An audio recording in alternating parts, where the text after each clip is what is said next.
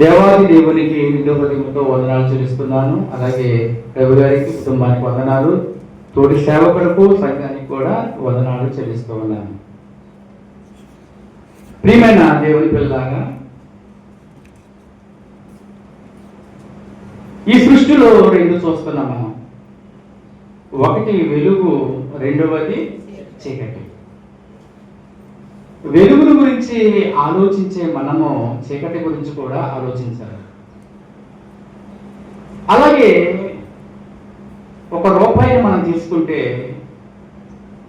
అందులో ఒకవైపు బొమ్మ అనేది ఉంటుంది, రెండో వైపు బొరుసు అనేది ఉంటుంది.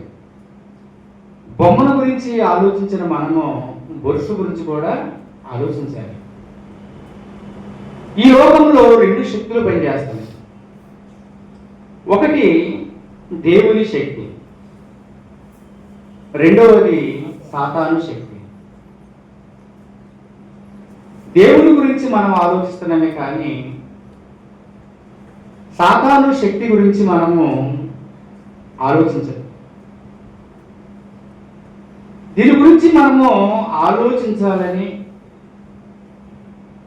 దీని గురించినటువంటి ఆలోచన కూడా మనలో ఉండాలని 2000 సంవత్సరాల కిందట ప్రారంభ సంఘానికి పేతురు గారు పరిశుద్ధాత్మ ద్వారా ఒక విషయాన్ని తెలియజేస్తున్నాడు. పేతురు గారు రాసిన మొదటి పత్రిక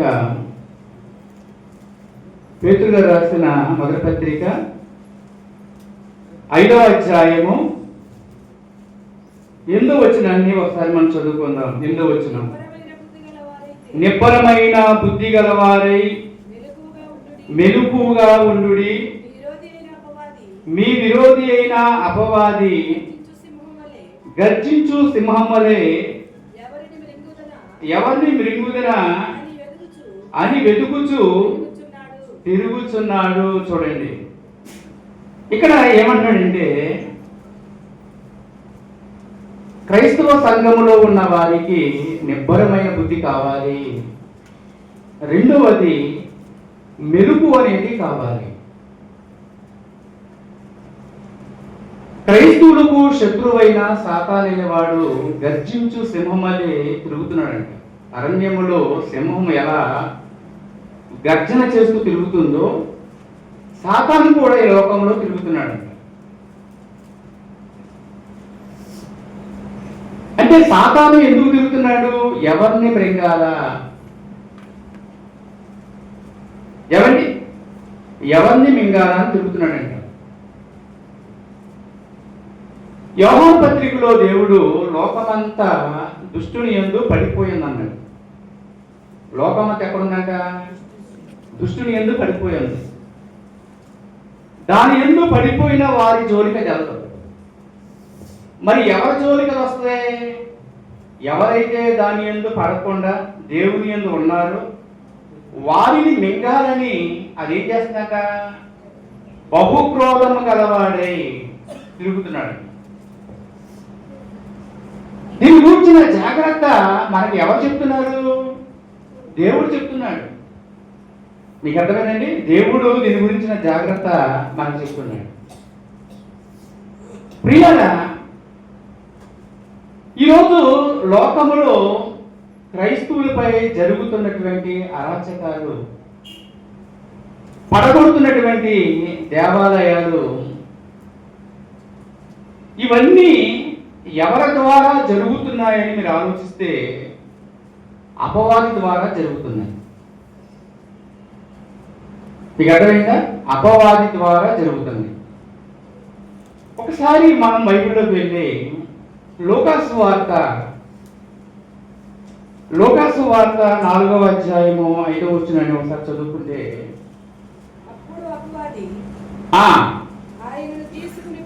ఆయనను తీసుకుని పోయి భూలోక రాజ్యములన్నీ ఒక్క నిమిషములో ఆయనకు చూపించి ఈ అధికారమంతయు ఈ రాజ్యముల మహిమయు నీకిత్తును. ఎవరితో మాట్లాడుతుంది? యేసుక్రీస్తు వారితో. యేసుక్రీస్తు వారు ఎవరు? సర్వలోకానికి సృష్టికర్త, సర్వలోకం మీద అధికారం కలిగిన వాడు. కలిగి ఉన్నది ఏది యేసు లేకుండా కలగలేదు. ఎవరి ద్వారా లోకం కలిగిందో, ప్రకృతి కలిగిందో, ఎవరి ద్వారా సమస్తము ఉన్నవో కలిగించినటువంటి సృష్టికర్తనే ఏమండి తీసుకుని వెళ్ళి లోకములో ఉన్న రాజ్యాలని చూపించిందండి. నీవు నాకు సాగిలిపడి మ్రొక్కితివా, ఇదిగో ఈ రాజ్యాలన్నీ కూడా నీకు ఇచ్చేస్తా, అధికారం అంతా నీకు ఇచ్చేస్తా, అది నాకు అప్పగించబడి ఉన్నది అంటుంది. అంటే ఇక్కడ జాగ్రత్తగా ఆలోచిస్తే ఇప్పుడు లోకానికి అధికారి ఎవరు? దేవుడా దయ్యమా? ఇప్పుడు ఈ లోకానికి అధికారి ఎవరు? దేవుడా దయ్యమా అని మనం ఆలోచిస్తే దయ్యం అండి. ఈ అధికారం దేవుని వల్ల పొందుకుంది. మీకు అర్థమైందా? లోకానికి అధికారి దేవుడే, కానీ దయ్యానికి కూడా దేవుడు అధికారం ఇచ్చాడు. అంటే ఇప్పుడు మనకి ఇద్దరు అధికారులు ఉన్నారు. ఒక అధికారి దేవుడైతే రెండవ అధికారి దయ్యం. ఇప్పుడు దేవుడి వల్ల అధికారం పొంది ఏం చేస్తుంది? దాని అధికారాన్ని ప్రపంచంలో జరిగిస్తుంది. సాక్షాత్తు సృష్టికర్త అయిన యేసుతోనే అంటుంది, సాగిలిపడి నమస్కరించితివా, ఇదిగో ఈ రాజ్యముల మహిమానికి ఇస్తాను అంటుంది. అంటే ఇప్పుడు జాగ్రత్తగా ఆలోచిస్తే ప్రపంచాన్ని పరిపాలిస్తున్నటువంటి నాయకులు ఎవరి చేతుల్లో ఉన్నారని మీరు ఆలోచిస్తే అపవాది చేతుల్లో ఉన్నారు.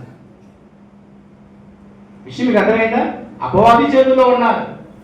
అపవాది చేతుల్లో ఉన్నారు కాబట్టి ఈరోజు ఇరాను అమెరికా యుద్ధం చేసుకుంటున్నారు. వీళ్ళిద్దరూ చేసుకుంటున్న యుద్ధంలో ఏం జరుగుతుంది? అమాయక ప్రజలు చచ్చిపోతున్నారు. దేవుడు కలిగించిన అందమైన ప్రకృతిని నాశనం చేస్తున్నారు. అనేక మంది నెమ్మదిగా బ్రతుకుతుంటే అనేక మంది హృదయాలలో భయాన్ని కలిగిస్తున్నారు. ఇల్లు వదిలిపెట్టి పారిపోయేట్టుగా చేస్తున్నారు. విషయం మీకు అర్థమైందా? నష్టం కళ్ళలో జరుగుతున్నా, దీనివల్ల మనం నష్టపోతున్నాం అనేటువంటి మనసు వాళ్ళకి కలిగినా ఆ యుద్ధాన్ని వాళ్ళు ఆపకుండా రాజీ పడకుండా జరిగిస్తున్నారంటే అలా మీరు జరిగించండి అని అది వారిద్దరిని కూడా ఏం చేస్తుందంటే ప్రేరేపిస్తుంది. విషయం మీకు అర్థమైందండి? ప్రేరేపిస్తుంది. అదే పేతురు చెప్తున్నాడు, ఎవరిని మృంగుతున్నా గర్జించు సింహం వలె తిరుగుతున్నాడు. ప్రియమైన దేవుని పిల్లారా, గర్జించు సింహాలు తిరుగుతున్నాడంట. ఈరోజు దేవాలయాలు పడగొట్టాలకే మీ అందరికీ భయం అనేది వచ్చేస్తుంది. పరిశుద్ధులతో యుద్ధం చేయమని దానికి అధికారం ఇచ్చాడు దేవుడు. ప్రకటన గ్రంథం 13వ అధ్యాయం, ప్రకటన గ్రంథము 13వ అధ్యాయము 7వ వచనాన్ని ఒకసారి మనం చదువుకుందాం. 7వ వచనం, పరిశుద్ధులతో యుద్ధము చేయను, వారిని జయింపను దానికి అధికారము ఇయ్యబడెను. ఎవరిచ్చారండి అధికారం? దానికి ఎవరిచ్చారండి? దేవుడు. అక్కడేమో ఈ లోకం మీద, లోక రాజ్యాల మీద నాకు అధికారం ఉంది అంటున్నాడు సాతాను. ఇక్కడ ప్రకటన గ్రంథంలోకి వచ్చాక దేవుడు ఏం చెప్తున్నాడు? నేను లోకం మీదే కాదు, నన్ను నమ్మిన ప్రార్థించే పరిశుద్ధుల మీద కూడా దానికి అధికారం ఇచ్చాను అన్నాడు. ఇప్పుడు పరిశుద్ధుల మీద ఏం చేస్తుందంట? యుద్ధం చేస్తుందంట. పరిశుద్ధుల మీద యుద్ధం చేస్తుంది. అది మనం తెలుసుకోవాలి ముందు. ఇంతవరకు మీరు ఏదో ఒక నాయకుడు చెప్పిపోతున్నారు, ఆ నాయకుడు మనసు మార్చున్నాయని. ఇప్పుడు ఎందుకు ఆ నాయకుడు మనసు ఆ మార్చునని మనం ప్రార్థన చేస్తున్నాం. ఇప్పుడు ఆ నాయకుడు మనసును ప్రేరేపించేది ఎవరు? ఎవరిని? అపవాది. అపవాది వాడిని ప్రేరేపించకుండా ఉండాలంటే అపవాదిని దేవుడు గద్దించి వెనకలాగాలి. అప్పుడు వాడికి దాని ప్రేరేపణ వెళ్తాం. విషయం అర్థమైందా? అంటే అపవాది అధికారం ఉన్నంత మాత్రాన దాని ఇష్ట ప్రకారం అయితే చేయడం వీల్లేదండి. దేవుడు అనుమతి ఇవ్వడానికి. దేవుడు అనుమతిస్తే ఆ అనుమతి తీసుకుని వస్తుంది మన దగ్గరికి. ఏదో విషయంలో, కుటుంబ విషయంలో అనుమతి తీసుకుని వచ్చింది తప్ప అనుమతి లేకుండా మాత్రం రాలా. అది మీరు గుర్తుంచుకోవాలి. కనుక పరిశుద్ధులతో యుద్ధం చేస్తుంది ఇప్పుడు. మరి పరిశుద్ధులతో ఎందుకు యుద్ధం చేస్తుంది? అసలు ఎవరు పరిశుద్ధులు, ఎవరు నీతిమంతులు, ఎవరిలో భక్తి ఉంది, ఈ శ్రమకాలంలో ఎవరు నిలబడతారు? ఏమండి, మరి దేవుడు ఒక పరీక్ష మనం పెట్టొద్దా? ఈ పరీక్షలో మనం ఎవరు సువర్ణంగా మారుతున్నాము? ఏమండి, ఎవరు నిలబడుతున్నారు, ఎవరు దేవుని బిడ్డలుగా కనబడుతున్నారు? మరి దేవుడు మనల్ని పట్టుకోవద్దా విశ్వాసాన్ని? ఆలోచించండి. మన విశ్వాసాన్ని దేవుడు పరీక్షిస్తున్నాడు. కానీ ఈరోజు అది పరిశుద్ధులతో యుద్ధం చేస్తుంది. రాజు అయిన నెబుకద్నెజరు బబులోనును వదిలిపెట్టి యెరూషలేముకు వచ్చాడు. యెరూషలేముకు వచ్చి ఏం చేశాడు? యెరూషలేములో ఉన్న వారితో యుద్ధం చేశాడు. ఏమండి, లోబడిన వారిని బ్రతకనిచ్చి బబులోను దేశం తీసుకెళ్ళాడు. ఎదురు తిరిగిన వారిని చంపేశాడు. ఎన్నో కోట్ల రూపాయలు ఖర్చు పెట్టి కట్టిన దేవాలయాన్ని పడగొట్టి, ఏమంటే ఆ దేవాలయానికి రాజు ఏం చేశాడు? నిప్పంటించాడు. అంటే యెరూషలేములో ఉన్నటువంటి ప్రజలకు ఒక భయంకరమైన శ్రమ వచ్చిందంటే, 70 సంవత్సరాలు బానిసలుగా చెరకు వెళ్ళిపోయారంటే, కట్టిన మందిరము కూడా పడగొట్టబడింది అంటే ఎక్కడ జరుగుతుంది లోపం? ఆలోచించండి. ఎక్కడ జరుగుతుంది లోపం? మందిరం కట్టుకున్నారు, మందిరంలో ధర్మశాస్త్రం ఉంది, మందిరంలో దేవుని ప్రజలు ప్రార్థన చేస్తున్నారు, బోధన విధానం జరుగుతుంది. దేవునికే ప్రార్థన చేస్తున్నప్పుడు దేవునిపై ఎందుకు ఆ ప్రజలపై ఎందుకు అంత శ్రమ? ఆ దేవాలయం పడగొట్టబట్టం ఏంటి? 70 సంవత్సరాలు ధర్మశాస్త్రం లేక, వాక్యం లేక, ప్రజలు ప్రార్థన లేక, దిక్కుమాలిన స్థితిలో ఎక్కడో పరాయి దేశానికి వెళ్ళిపోవటం ఏంటి? ఇదంతా రాజైన నెబుకద్నెజరు స్వనీతిని బట్టి చేసింది కాదు, దేవుని యొక్క ఆజ్ఞ. విషయం గతమైందా? ఎంతో మంది ప్రవక్తల ద్వారా హెచ్చరించాడు, రాజు వస్తాడు, పడగొడతాడు, చెరపట్టి తీసుకుపోతాడు. అయినా ఇశ్రాయేలీయులు విన్నారండి? ఇర్మియా గ్రంథం 7వ అధ్యాయము 4వ వచనం చూడండి ఒకసారి. ఇర్మియా గ్రంథము 7వ అధ్యాయము 4వ వచనం. ఈ స్థలము యెహోవా ఆలయము, ఈ స్థలము యెహోవా ఆలయమని, ఈ స్థలము యెహోవా ఆలయమని చెప్పుకొనుచున్నారే.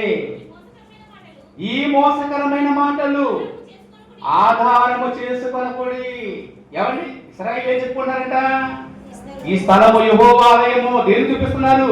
రాజైన సొలొమోను కట్టిన మందిరాన్ని చూపిస్తూ, ఈ స్థలము యెహోవా ఆలయము. ఎందుకంటే ప్రపంచ దేశాల్లో అప్పటిలో అలాంటి మందిరము, దేవుని నామకరణం కొరకు కట్టిన మందిరం యెరూషలేములో అదేనండి. అంటే ఇశ్రాయేలీయులు దేవాలయం చూసి ఏం చేస్తున్నారు? అతిశయిస్తున్నారు. దేవుడు గ్రహించాడు, అతిశయించువాడు ఏమండి? దేవుని బట్టి, కృప చూపుతున్న దేవుని బట్టి అతిశయించాలి అన్నాడు. కానీ వీళ్ళు దేవుని పక్కన పెట్టారు, మందిరం బట్టి అతిశయిస్తున్నారు. అప్పుడు ఏం జరిగింది? దేవుడు ఏమన్నాడు?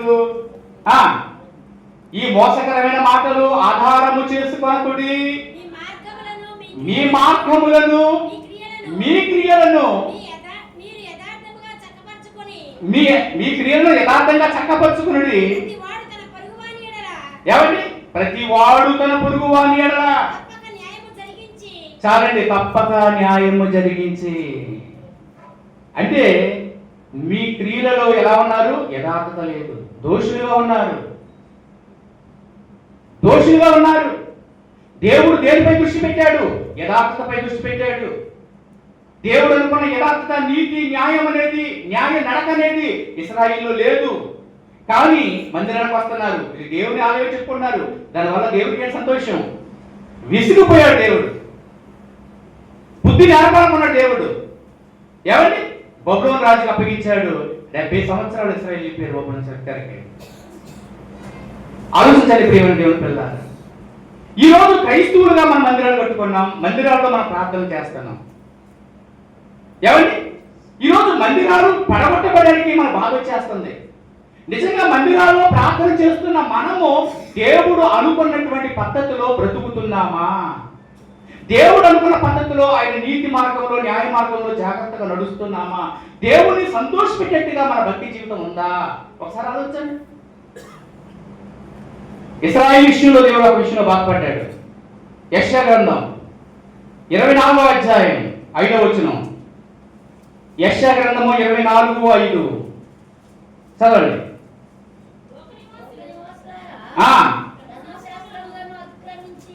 లోక నివాసులు ధర్మశాస్త్రములను అతిక్రమించి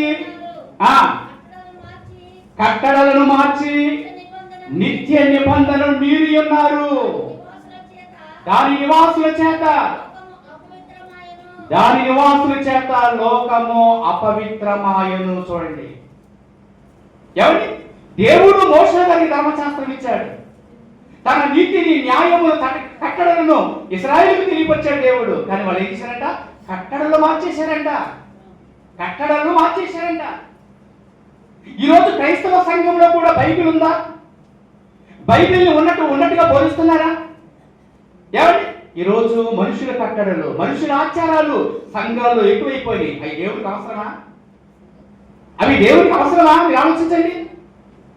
దేవుడు చెప్పింది చేయట్లా, దేవుడు చెప్పండి పట్టుకుని కాలాన్ని వ్యర్థంగా గడుపుతున్నారు. అంటే క్రైస్తవులు కూడా ఏమైపోయారు? బైబిల్ని మార్చేశారు, కట్టల్ని మార్చేశారు.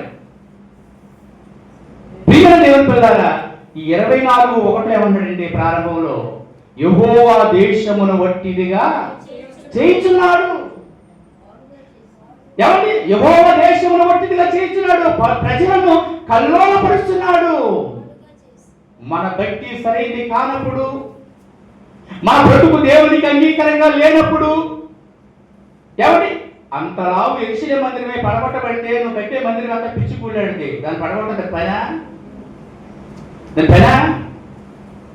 ఏమండి పడగొడుతున్నప్పుడు పరిస్థితి, సమస్య అనేది గొడ్డుగా కనబడుతున్నప్పుడు బైబిల్ దగ్గరికి వచ్చి పరిశీలన చేయాలి మనం. కానీ ఈ రోజు ఆలోచిస్తే పరిశుద్ధులతో అపవాది యుద్ధం చేస్తుంది. ఏమండి? పరిశుద్ధులతో అపవాది యుద్ధం చేస్తుంది. నువ్వు నిజంగా పరిశుద్ధుడివా? నువ్వు పరిశుద్ధుడు అయితే నీకు ఒక మాట దేవుడు బైబిల్లో రాయించాడు. పేతురు గారు రాసిన మొదటి పత్రిక 4వ అధ్యాయం 12వ వచనం. పేతురు గారు రాసిన మొదటి పత్రిక 4వ అధ్యాయం 12వ వచనం. మిమ్ములను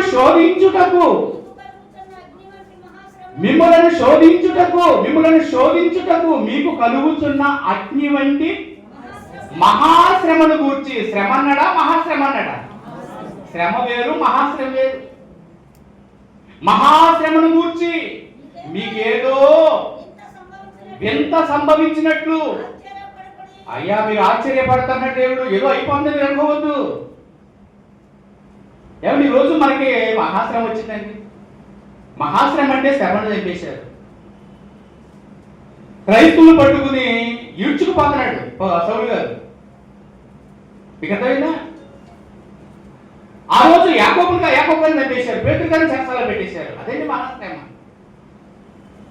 పౌలు గారిని రాత కొట్టి చచ్చిపోయాడని వదిలేసి వెళ్ళిపోయారు. అది మహాశ్రమ. కానీ ఈరోజు మనకి శ్రమ రాలేదండి. కేవలం దేవాలయం పడగొట్టారు అంతే, ఒక సిమెంటు ధూళిని రాలిపోయారు అంతే. కానీ ఇలాంటి శ్రమలో వచ్చినప్పుడు ఏమన్నంటే మీకు ఏదో ఒక వింత జరుగుతుందని అంటే కానీ మీరు ఆశ్చర్యపోవద్దు. ఏదో అయిపోతుంది అనుకోవద్దు మీరు. మీకు అర్థమైందా? మీరు నిజంగా పరిశుద్ధులు అయితే, ఈ వాక్యం నీకు అర్థమైతే, ఏమండి ఆ శ్రమలలోనే నీవు పరీక్షించబడుతున్నావు. ఆ శ్రమలలోనే నువ్వు దేవుని మీద ఆధారపడితే ఆ కింద ఏమంటాడంటే దేవుడు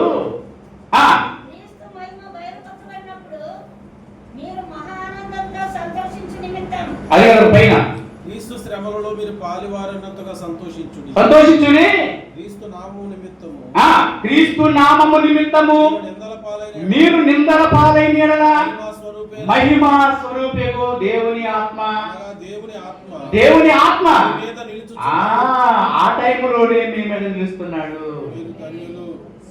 ఏమండి? క్రీస్తు శ్రమలలో మీరు కూడా పాలివారైనంతగా. మరి పాలివారవుతా? క్రీస్తు శ్రమల గురించి చెప్పుకుంటున్నాం. 40 దినాలు క్రీస్తు శ్రమ పడ్డాడని చెప్పుకుంటున్నాం. మరి ఆయన శ్రమలో నిజ క్రైస్తవుడుగా నువ్వు కూడా పాల్పంచుకోవాలి కదా.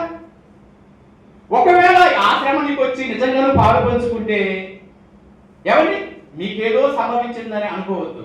అప్పుడే ఆ టైంలోనే మహిమా స్వరూపేవు దేవుని ఆత్మ నీ మీద నిలుచుచున్నాడు. స్టెఫన్ని రాళ్ళతో కొట్టేటప్పుడు దేవుని ఆత్మ స్టెఫన్తో ఉంది. ఉందా? ఉందండి. ఒకవేళ దేవుని ఆత్మ స్టెఫన్ గారితో లేకపోతే ఆ రాళ్ళ దెబ్బలకి వాడి ఎదురుపులకి స్టెఫన్ నిలబడలేడు. ఆ రాళ్ళ దెబ్బలో కూడా సంతోషంగా మరణిస్తూ యేసు ప్రభువా ఈ దోషము వారిపై మోపొద్దని ప్రార్థన చేయగలిగాడంటే దేవుని ఆత్మ స్టెఫన్ పై ఉండి అతనికి ధైర్యాన్ని అనుగ్రహించింది. ప్రియమైన దేవుని పిల్ల, అందుకే అంటున్నాడు ఏదో జరిగిపోతుందని మీరు అనుకోవద్దు. ఆనాడు ఇశ్రాయేలుకి జరిగింది, ప్రారంభ క్రైస్తవులకు జరిగింది, ఈరోజు మనకే జరుగుతాయి. ఎందుకంటే పరిశుద్ధులతో అది యుద్ధం చేస్తుంది. మీకు అర్థమైంది? ఇకపోతే బైబిల్లో మనం చూస్తే యెషయా గ్రంథము 14వ అధ్యాయము, యెషయా గ్రంథం 14వ అధ్యాయము 16వ వచనం చూడండి. 16వ వచనం, నిన్ను చూచువారు నిన్ను చూచువారు నిన్ను నిదానం చూచినట్లు ఇట్లు తలపోయుదురు, భూమిని కంపింపచేసి రాజ్యములను వలికించిన వాడు ఇతడేనా? లోకమును ఏం చేస్తుంది అపవాది? అపవాది ఏం చేస్తుంది? భూమిని కంపింపచేస్తుందంట. చూడండి, ఈరోజు అమెరికాలో బాంబులు పడుతున్నాయి, ఇరాన్లో బాంబులు పడుతున్నాయి, భూమి ఏమైపోతుంది? గజగజ ఉనిగిపోతుంది, ప్రజలు ఉనిగిపోతున్నారు ఈరోజు. ఆలోచిస్తే ప్రియమైన తెలుపుతున్నారా? ఎందుకంటే భూరాజ్యం మీద అది అధికారిగా ఉంది. అధికారం లేపుతుందని యుద్ధం చేయడానికి. దాన్నంట నిదానించు చూచుచు భూమిని కప్పింపచేసి రాజ్యములను ఒలికించిన వాడు ఇతడేనా? అంటే ఇప్పుడు భూమిని కప్పింపచేసిన ఎవరు? రాజ్యాన్ని ఒలికించేది ఎవరు? ఆలోచండి. ఎవరి ఏదో పైకి మాట్లాడలేదు కానీ ఇరాన్ అంటే అమెరికా వాడికి భయం ఉంది, అమెరికా అంటే ఇరాన్ వాడికి భయం ఉంది. వాడు ఏ టైంలో ఏ బాంబు ఇస్తాడు, ఈ టైంలో ఇదే బాంబు ఇస్తాడు, ఏ విధంగా దాడి చేస్తాడా, ఏమంటే ఒకరి భయం ఒకరు ఉంది. కానీ పైకి కాస్తలా రాజ్యాలను ఒలికి చేస్తుంది, భూమిని ఒలికి చేస్తుంది. ప్రియమైన దేవుని పిల్లారా చదవండి. లోకమును అడవిగా దాని పట్టణములను పాడు చేసిన వాడు ఇతడేనా? తాను చెరపట్టిన వారిని తమ నివాస స్థలమునకు పోయిన వాడు ఇతడేనా? ఏం చేస్తున్నాడు ఇప్పుడు? చెరపడుతుందంట. చెరపడుతుంది ఎవరిని? క్రైస్తవులని చెరపడుతుంది. ఎక్కడ ఎందుకు చెరపడుతుంది? తమ నివాస స్థలమునకు పోనీయక, తన నివాస స్థలానికి వెళ్ళలేకోకుండా చెరపడుతుందంటే ప్రియమైన దేవుని పిల్లారా. అంటే ఇప్పుడు సాతాను చెరపట్టి తీసుకుని వెళ్తుంది. ఎక్కడికి వెళ్ళలేకూడదని ఆలోచన, మనము చేరే నివాస స్థలానికి వెళ్ళలేకూడదు. మరి ఏది మన నివాసము? 9వ కీర్తన ప్రారంభోచనం, కీర్తన గ్రంథము 9వ అధ్యాయం ప్రారంభించడం సరే. ప్రభువా తరతరముల నుండి మాకు నివాసము నీవే. ప్రభువా తరతరముల నుండి మాకు నివాస స్థలము నీవే. చూడండి, అంటే మనందరము ఎక్కడ నివసించే ఒకప్పుడు ఈ లోకానికి రాకముందు తండ్రిలో ఉన్నాం. దేవుడే మన జన్మస్థలం, దేవుడే మన నివాస స్థలం. ఎవరి ఇప్పుడు దేవుడు మనకు ఆహ్వానం పలికాడు, నరులారా తిరిగి రండి. ఇప్పుడు ఇక్కడ ఎందుకు చేరాం మనంతా? తండ్రి యొద్దకు వెళ్ళడానికి. మీకు అర్థమైందా? తండ్రి యొద్దకు వెళ్ళే మార్గాన్ని తెలుసుకోవడానికి, వాక్యం తెలుసుకోవడానికి ఇక్కడ చేరాము. ఇప్పుడు సాతాను ఏం చేస్తుంది? తండ్రి యొద్దకు, ఆ నివాస స్థలానికి మనం చేరనిపోకుండా ఇక్కడ చేరిన మనలను చెరపట్టి అది వెళ్ళే పాతాళానికి తీసుకుని వెళ్ళిపోవాలని అది ఏం చేస్తుందట? భూమి మీద క్రోధము గలవాడై తిరుగుతుందట. ఇప్పుడు మనం ఎవరు జయించాలండి? ఎవరు జయించాలి? ఇప్పుడు అపవాదిని జయించాలి. ఇవాళ బాధ పెట్టి నాయకుడు అంటాడండి, నిమిత్తు మాత్రుడు ఇవాళ ఉంటాడు, రేపు పోతాడు. బబులోను బాధ పెట్టాడు, ఉన్నాడా? ఐగుప్తు రాజు ఇజ్రాయేల్ తరుముడు వచ్చాడు, ఉన్నాడా? తెరసముద్రం చచ్చిపోయాడు. అలాగే అధికారులు ఎంత? అషూరు రాజు ఇజ్రాయేల్ మీద రంగులేసాడు, ఉన్నాడా? ఆ కొడుకులను నడిపేశాడు. విషయం మీకు అర్థమైందా? ఇప్పుడు ఈ బాధ పెట్టే నాయకుల్ని దేవుడు సంపాదించిన పనేం కాదు, ఎంత పనేం కాదు దేవునికి. అశూరు తెగులోకి వెళ్ళి ఒక దూత చేయొస్తే ఒక దెబ్బ 1,50,000 మంది చచ్చిపోయారు. దేవుని పేరు పనేం కాదు. కానీ దేవుని యొక్క ఆలోచన ఏంటంటే పరిశుద్ధులతో అపవాది యుద్ధం చేయాలి. ఇప్పుడు ఈ పరిశుద్ధులు అసలు దేవుడి కొరకు బ్రతికేటువంటి బ్రతుకులో ఉన్నారా? ఈ శ్రమంలో, ఈ శ్రమ కలగగానే నన్ను విడిచిపెట్టి వెళ్ళిపోయే స్థితిలో ఉన్నారా? ఇప్పుడు మన విశ్వాసం అనేది ఇక్కడ పరీక్షించబడుతుంది. ప్రియమైన దేవుని పిల్లారా, జాగ్రత్తగా గ్రహించాలి. అందుకే దేవుడు కూడా ఏం చేస్తున్నాడు? అపవాదిని తన పనిలో వాడుకుంటున్నాడు. అపవాదిని తన పనిలో వాడుకుంటున్నాడు. ఇప్పుడు ఈ అపవాది ఎక్కడికి వచ్చేసాడు? ఎక్కడికి వచ్చాడు? ఒకప్పుడు ఏదేలోకి వచ్చాడు, తల్లిదండ్రులకి. తల్లిదండ్రులు కుటుంబాన్ని నాశనం చేశాడు. తర్వాత లోకంలోకి వచ్చాడు. లోకంలో ఉన్న మనుషులందరికీ భ్రష్టు పట్టించాడు. తర్వాత ఎక్కడికి వచ్చాడు వీడు? తెస్సలోనికీయులకు రాసిన పత్రిక చూడండి, 2వ అధ్యాయం, 2వ పత్రిక 2వ అధ్యాయం 4వ వచనం. తెస్సలోనికీయులకు రాసిన 2వ పత్రిక 2వ అధ్యాయం 4వ వచనం. ఏది దేవుడు అనబడునో, ఏది పూజింపబడునో దానంతటిని ఎదిరించుచు దానంతటికి పైగా వాడు తను తానే హెచ్చించుకొనుచు తాను దేవుణ్ణని తాను కనపరుచుకొనుచు దేవుని ఆలయములో కూర్చుండును. చూడండి, ఏమండి? దేవుని ఆలయములో కూర్చోవడానికి అపవాదనే వాడు మన మధ్యన ఏది దేవుడు అనబడుతుందో, ఏది పూజింపబడుతుందో, దేవుడు అనబడిన దానిని, పూజిస్తున్న దాన్ని ఎదిరించి చివరికి ఎక్కడ కూర్చోనుకున్నాడు? దేవుని ఆలయంలో కూర్చోనుకున్నాడు. మరి ఇంతకీ మన మధ్యన ఏది దేవుడు అనబడింది? మన మధ్యన ఏది దేవుడు అనబడింది? మనం ఏది పూజిస్తున్నాము అని మీరు ఆలోచిస్తే, ఆది యందు వాక్యం ఉండేను, వాక్యము దేవుని యొద్ద ఉండేను, వాక్యమే దేవుడై ఉండేను. అంటే ఇప్పుడు అపవాది దేన్ని ఎదిరిస్తుంది? వాక్యాన్ని ఎదిరిస్తుంది. ఇప్పుడు వాక్యం ఎవరు? యేసుక్రీస్తు. మనం ఆరాధించే దైవం ఎవరు? యేసుక్రీస్తు. మన ఆరాధన యేసుక్రీస్తుకి వెళ్ళలేకుండా, మీకు అర్థమైందా? ఆ వాక్యము మనలో వండుకోకుండా అది ఏం చేస్తుందంట? వాక్యాన్ని ఎదిరించిందంట. యేసుకు చెందవలసినటువంటి ఘనతను యేసుకే లేకోకుండా ఎదిరించిందంట.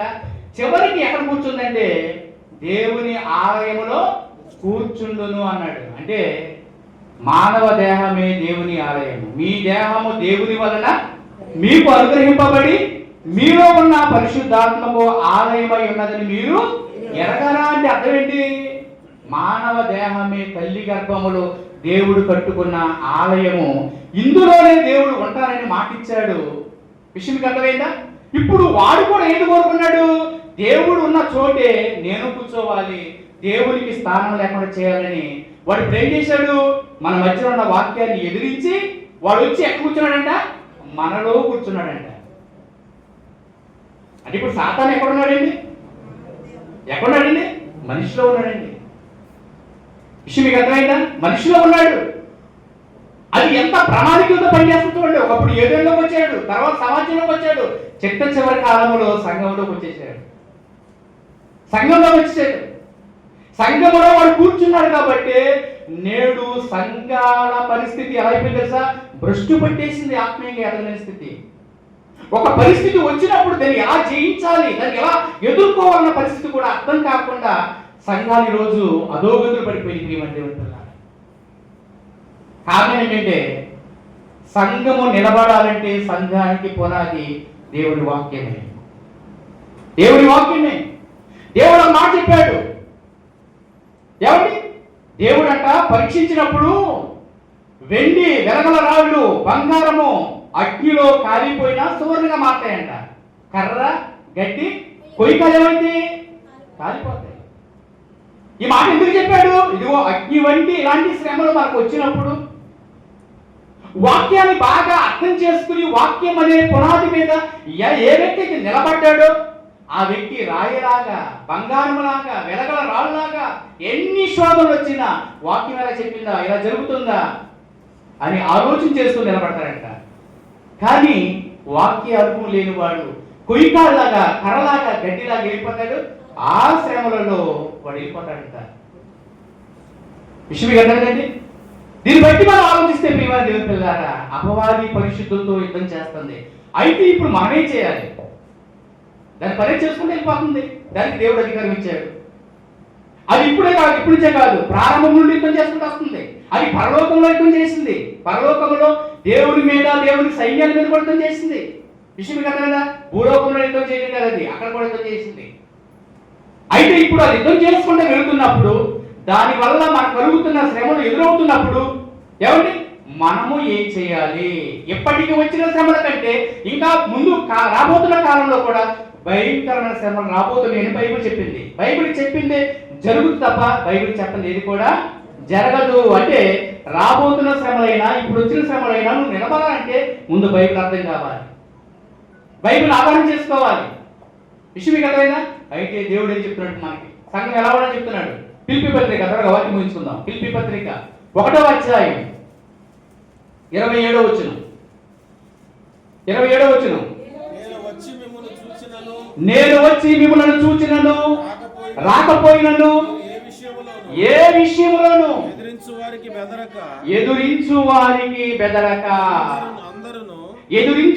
బెదరక పౌలు గారు అన్నాడు, నేను వచ్చినా రాకపోయినా ఒకవేళ మిమ్మల్ని ఎదిరించేవారు ఎవరైతే ఉన్నారో ఆ ఎదిరించే వారికి మీరేం బెదరవద్దు. అంటే ఇప్పుడు ఎదిరించేవారు ఎందుకు ఎదిరిస్తున్నాడు? నేను బెదరకొడతాకి. ఎందుకంటే నేను బెదరకొడతాకి, నీ విశ్వాసాన్ని పాడు చేయడానికి, జరిగే ప్రాంతంలో జర్నీ కూడా చేయడానికి. చూడండి, చర్చిలో సుమారు 700 అనుకోండి. ఎవరైనా వచ్చి 4 దిక్కులో 4 గుమ్మాల దగ్గర తుపాకులు పెట్టాడు అనుకోండి, పెట్లు ఎగిరిపోతారంతే. లేదు బాంబు ఉపయోగించాడండి, మరలా ఆ చర్చిలో ఆ జనం వచ్చి కూడుకోవడం కష్టమైపోతుంది. విషయం అర్థమైందా? విశ్వాసములు ఎవరైతే స్థితిలో ఉంటారో వాళ్ళు మాత్రం ఉంటారు తప్ప మిగిలినంతా కూడా ఎగిరిపోతారు. కనుక దేవుడు ఇప్పుడు ఏం చేయమన్నట్టే, ఎదిరించే వారికి మీరు బెదరక సువార్త పక్షమన అందరూ కూడా ఎలా ఉండాలి? ఏకముగా ఉండాలి. అంటే ఈరోజు ప్రపంచంలో ఉన్న మన భారతదేశంలో ఉన్న క్రైస్తవులందరూ కూడా సువార్త విషయంలో ఒకటవ్వాలి. ఎలా ఉండాలి? సువార్త విషయంలో ఒకటవ్వాలి. వాక్య విషయంలో మనం ఒకటిగా ఉంటే ప్రియమైన దేవుని పిల్లరా, ఎదిరించేవాడు ఎంతోసేపు బెదిరించాడు. ఆ సమయంలో మనం నిలబడితే మనతో కూడా మహిమాస్వరూపి దేవుని ఆత్మ మనతో కొట్టింది. విషయం మీకు అర్థమైందా? మహిమాస్వరూపి ఆత్మ గొప్పదా? వారిలో ఉండి పనిచేసే దైవాత్మ గొప్పదా? మహిమాస్వరూపి దేవుని ఆత్మే గొప్పదండి. మరి ఇలాంటి విషయంలో క్రైస్తవులంతా ఒకటవ్వాలిగా.